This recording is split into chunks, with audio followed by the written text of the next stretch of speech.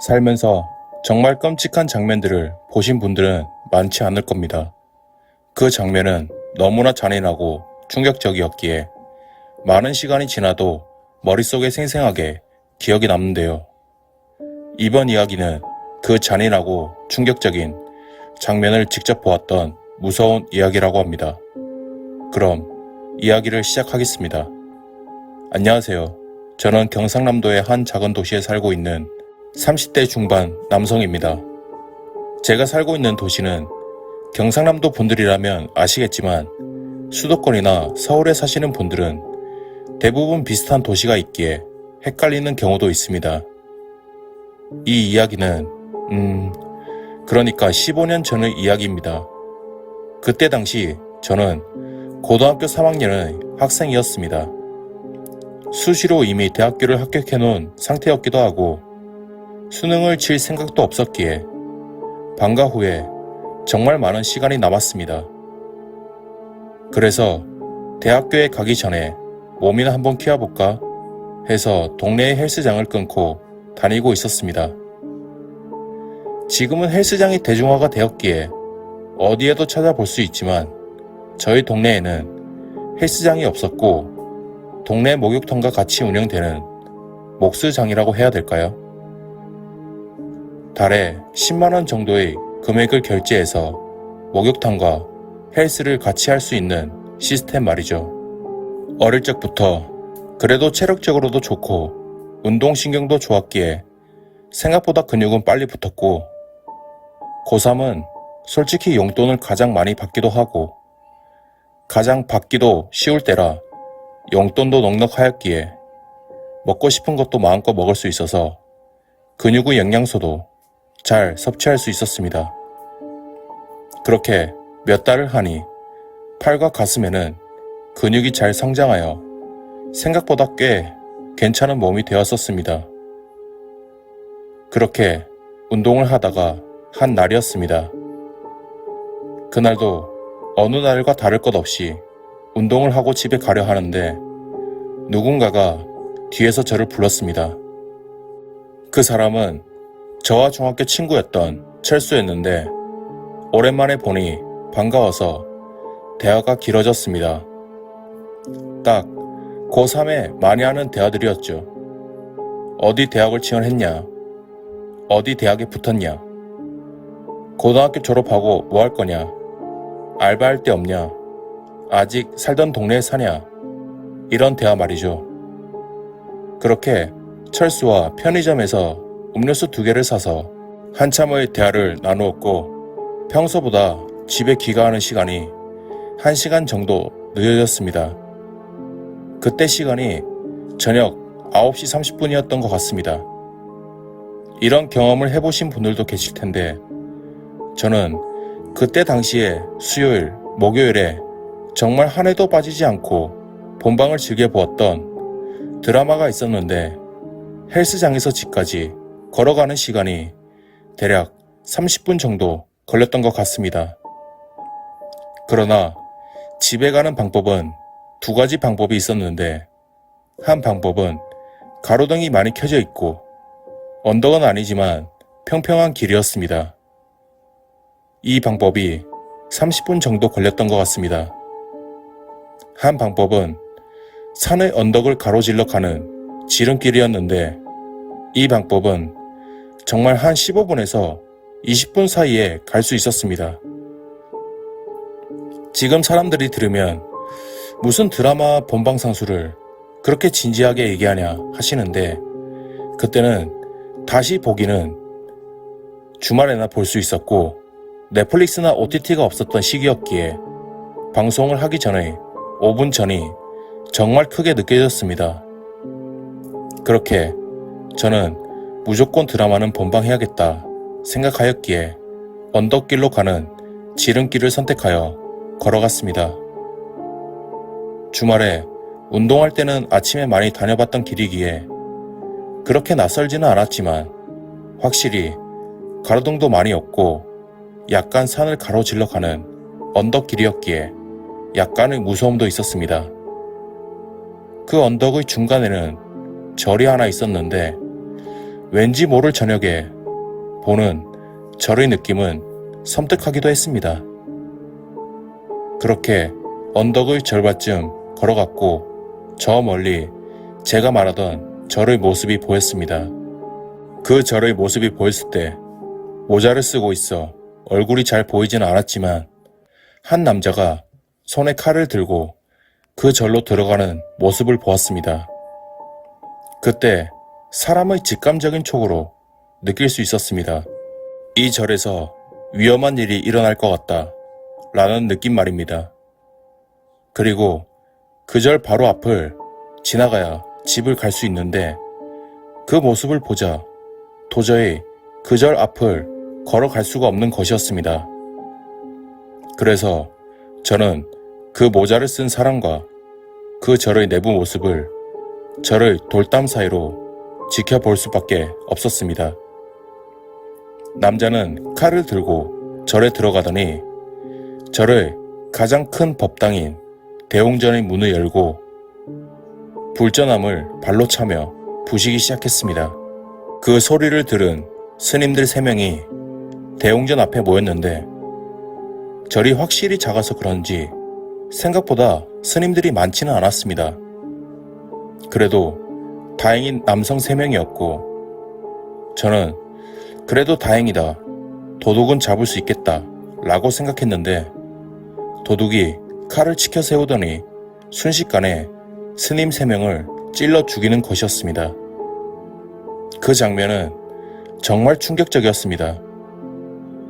태어나서 사람이 죽는 걸 한 번도 본 적이 없었기도 하고 그렇게 무자비하게 난도질을 당하는 모습을 보니 헬스장에서 운동으로 키운 근육들을 뽐내며 어깨에 힘들어가 걸어 다녔던 저의 모습이 너무나 왜소하게 보이며 몸이 겁에 질려 떨리기 시작했습니다.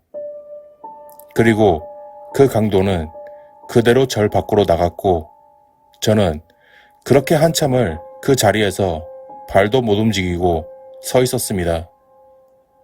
그렇게 한 30분 정도를 정말 최대한 몸을 숙이고 있었습니다. 사람들은 남자가 그런 일을 봤으면 경찰에 신고하거나 직접 나서서 도와주거나 아니면 직접 잡았을 거라는 말도 하는데 눈 바로 앞에서 사람이 쓰러져 피를 흘리는 모습을 보면 용기보다는 죽을 수도 있다는 생각에 겁에 질려 아무것도 할 수 없습니다. 그렇게 30분이 지나고 다시 그 절 앞으로 지나갔습니다. 그 길이 정말 좁았는데 왼쪽에는 절이, 오른쪽에는 풀숲이 있었습니다. 그런데 이번에는 풀숲이 정말 일제히 똑같이 움직이는 것이었습니다.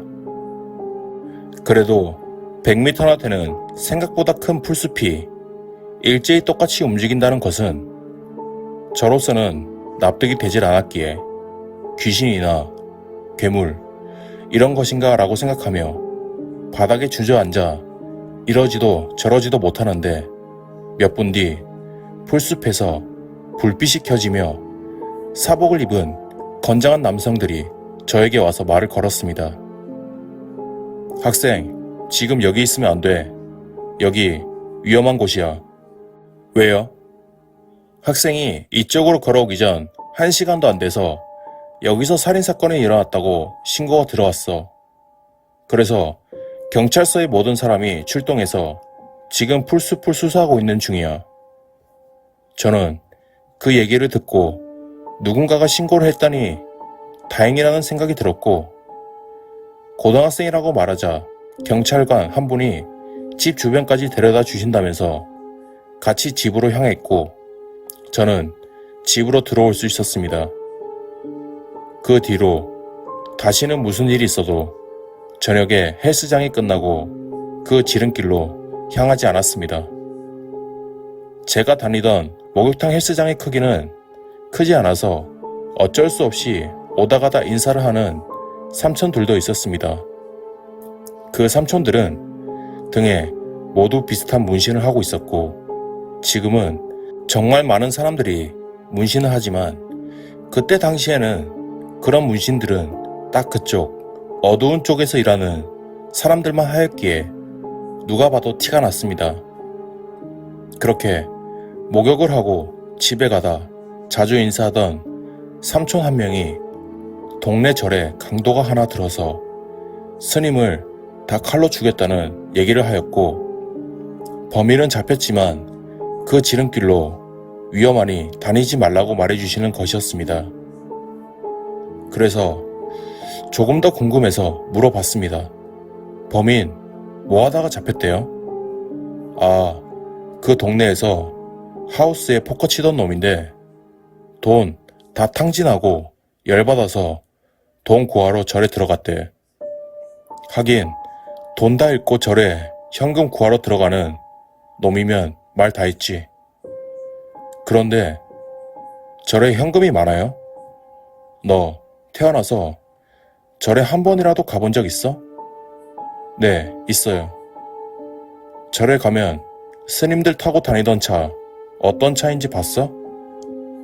다 기본 억은 넘어가는 차들이야.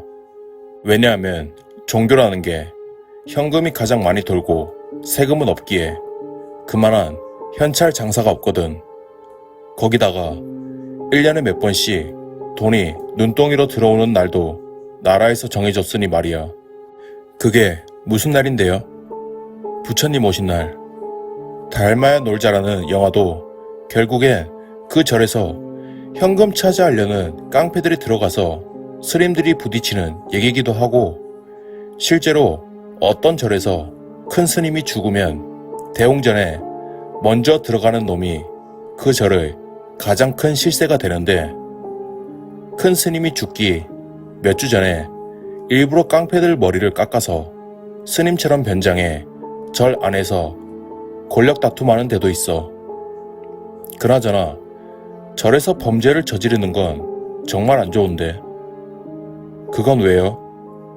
절에 가면 당연히 부처님이나 여러 신들이 있기도 하지만 죽은 사람들이 좋은 곳으로 갈 수 있도록 염을 드리는 신성한 곳이기에 그런 곳에서 범죄를 저질렀다간 불행하고도 위험한 일이 일어난다는 말이 있어서. 그나저나 한 가지 신기한 게 있어. 뭐가 신기해요? 그 절이 아무리 외진 곳에 있긴 하지만 그 주변에 사람들이 돌아다닐 수도 있기에 범죄가 들킬 확률이 굉장히 높은데 왜 그 절을 골랐을까? 라는 생각과 그 범죄가 바로 경찰에 신고가 들어갔단 말이지. 1시간도 안 돼서 말이야. 내가 봤을 때는 범죄가 일어나기 전부터 이미 주변을 파악하고 그 장소에서 망을 봐주는 공범이 있었던 것 같아. 저는 그 말에 식은땀이 났습니다. 만약 그 공범이라는 사람이 나를 보지 않았을까 하는 생각과 그 장소에서 부딪혔더라면, 또 그날 철수와 마주쳐서 음료수를 마시면서 얘기를 나누지 않았더라면 저는 그 강도와 마주쳐서 끔찍한 일이 일어나지 않았을까. 과연 그 범죄 장소에서 무사히 집에 갈 수 있었을까 라는 생각 말입니다. 그리고 삼촌의 말을 듣고 왜 그런 범죄가 일어났는지 이해가 되었습니다. 아직도 절에 한 번씩 가곤 하는데 그때마다 몇 개의 절들은 스님들이 타고 다니시는 차를 보면 놀라곤 합니다. 그런 차의 종류가 대부분 평범한 사람들이 살 수 없는 고가의 차량이기 때문입니다. 그리고 이 절에는 얼마나 많은 현찰이 있을까 라는 생각이 들 때도 있습니다. 그럼 이야기를 마치겠습니다.